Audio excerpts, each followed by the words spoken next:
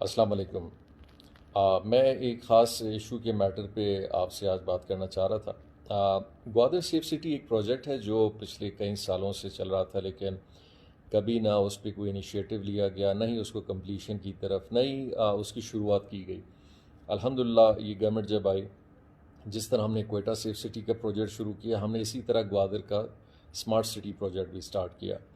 Gwadar smart city के अंदर बहुत सारे कंपोनेंट्स हैं। उसके अंदर चीज़ों का बनना, सीसीटीवी कैमरास का है, मास्टर प्लानिंग के साथ उसको इनकॉर्पोरेट करना, और इसी तरह एक प्रोजेक्ट था जो कि ग्वादर डिस्ट्रिक्ट के बाहर कुछ ऐसे स्पॉट्स जहाँ से आना जाना, पहाड़ी सिलसिले, बहुत सारी चीज़ें थी, उनके अंदर एक टेम्प्रेरी फेंसिंग का मेकैनिज़म था।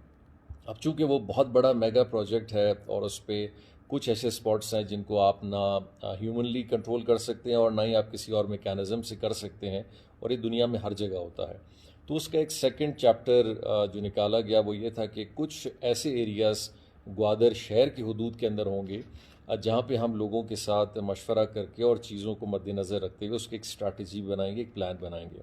और ये कोई फेंसिंग नहीं है, ये सिक्योरिटी अपैरेटस के कुछ ऐसे स्टेप्स थे जिनको लेना था। या तो हम ये कर सकते हैं कि ग्वादर के इर्द गिर्द हर जगह पुलिस, लेवीज, एफसी, फ़ौज की तकरीबन 40-50 पिकेटें बनाएं जो हर जगह पे लोगों को रोकें और पूछें कि जी आप कहाँ जा रहे हैं, क्या नहीं है।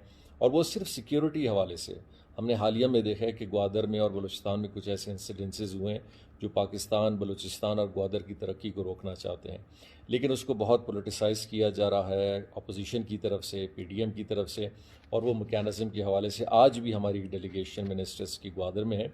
इंशाल्लाह ताला कोई ऐसा कदम नहीं होगा, कोई ऐसा काम नहीं होगा जो ग्वादर के लोग, बलूचिस्तान लोगों के ख्वाहिश के बरक्स हो।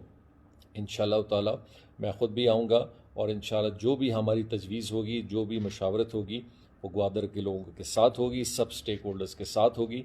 फिर जाके इंशाल्लाह इस पर जो भी कदम होगा वो हम साथ उठाएंगे। बहुत बहुत शुक्रिया।